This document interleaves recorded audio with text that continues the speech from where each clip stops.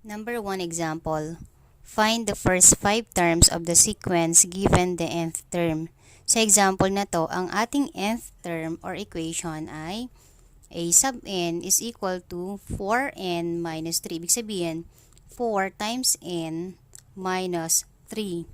Ngayon, since kailangan natin ay first 5 terms, therefore, we let n be equal to 1, 2, 3, 4, 5.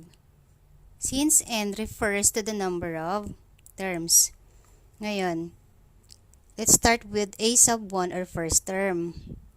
So all we need to do, just copy the constant number 4, then multiply by the value of n, which is 1 minus 3.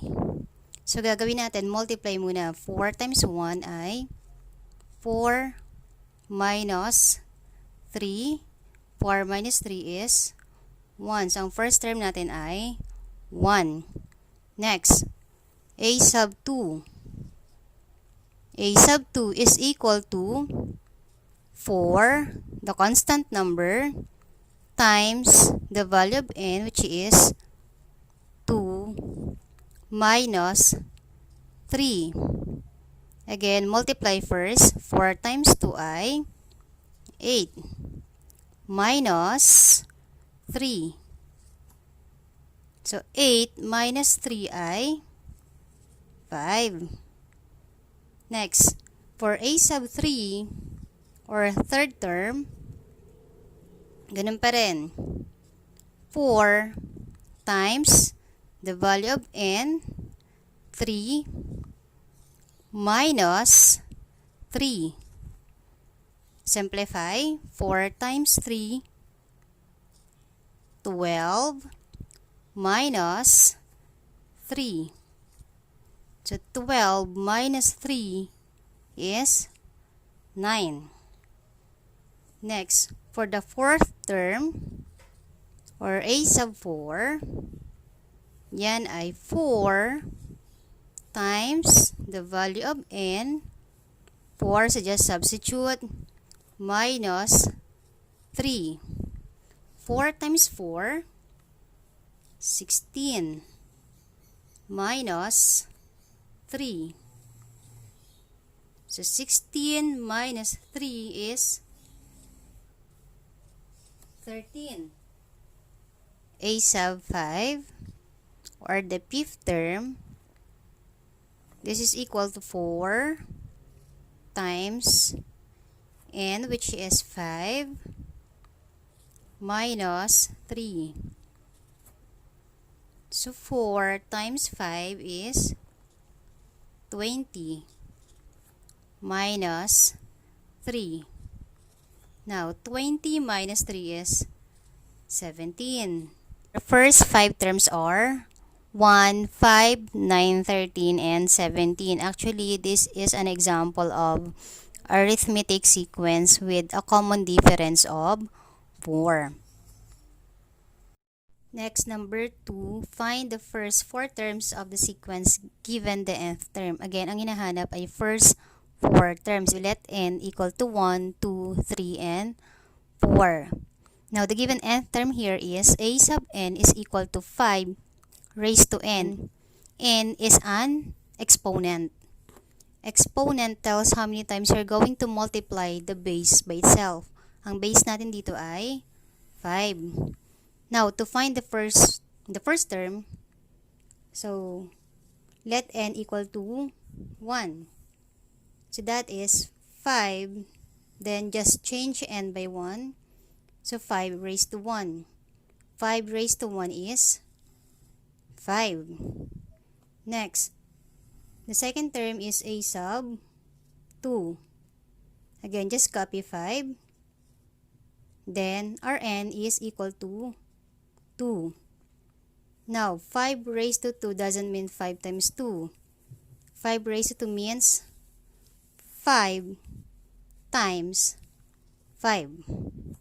Now, 5 times 5 is 25. Correct. Next, third term, a sub 3. Again, copy 5, then raise to 3. 5 raised to 3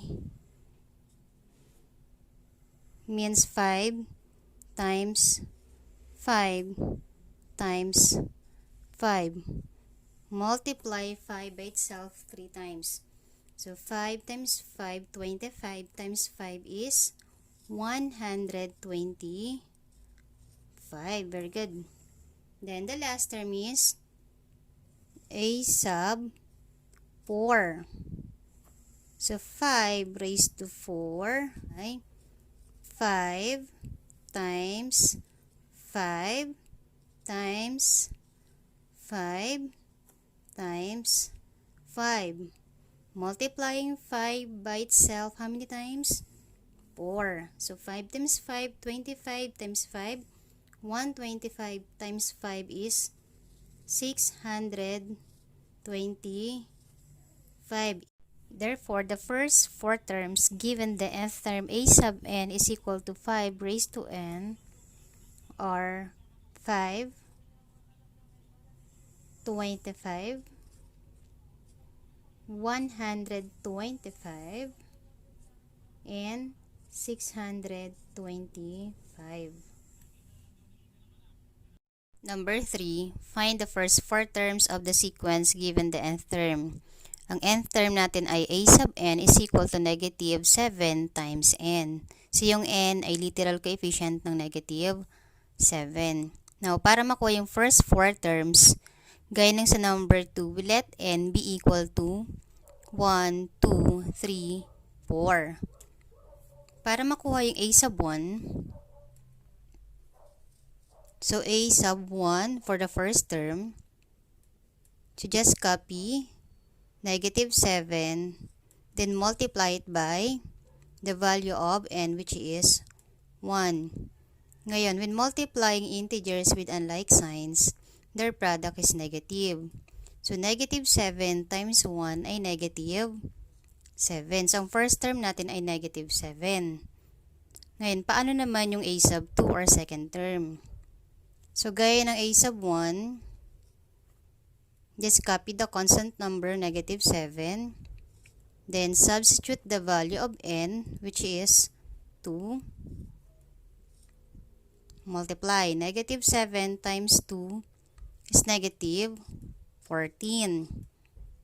Next, a sub 3 or the third term.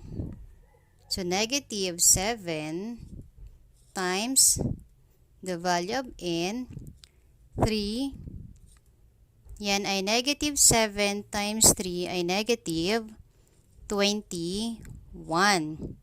Then lastly, for a sub 4 or last term, yan ay negative 7. Then substitute the value of n, which is 4. Multiply. Negative 7 times 4 is negative 28. First 4 terms given the nth term of a sub n is equal to negative 7 times n, or negative 7, negative 14, negative 21, and negative 28. Number 4, last example. Ang given nating nth term ay a sub n is equal to 15 minus 6n. Okay, remember sa pagsisimplify po ng equation, laging tatandaan gumamit ng PEMDAS or MDAS. Ibig sabihin, unahin muna yung multiplication bago mag-subtract. Ngayon, since kailangan natin ng first 4 terms, then let's find a sub 1 by copying the constant. Laging kokopyahin lang po yung constant. So, 15 minus 6 times n. Ang n natin ay 1. So, 15 copy. 15 minus 6 times 1 ay 6. 15 minus 6. Okay, we have 9. Tama. So, ang first term natin ay 9. Next, proceed tayo. A sub 2. A sub 2 is equal to, again, copy, 15 minus 6, yung constant, times ang n ay 2. Ayan. Gaya ng sabi ko, unahin mag-multiply bago mag-subtract. So, copy 15 first. 15 minus 6 times 2. Okay, 12. Then, 15 minus 12, 3. Tama.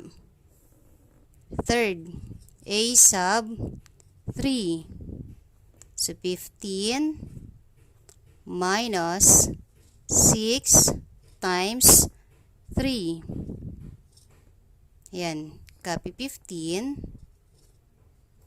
minus, simplify, 6 times 3, 18. Ngayon, 15 minus 18. 18 is greater than 15. Tama ba? Okay, tama. We have negative 3. Next, last, A sub 4. A sub 4 is equal to 15 minus 6 times 4. That is 15 minus 24. 15 minus 24 is negative 9. Correct. Ang first 4 terms natin gamit ang nth term na a sub n is equal to 15 minus 6 times n ay 9, 3, negative 3, and negative 9.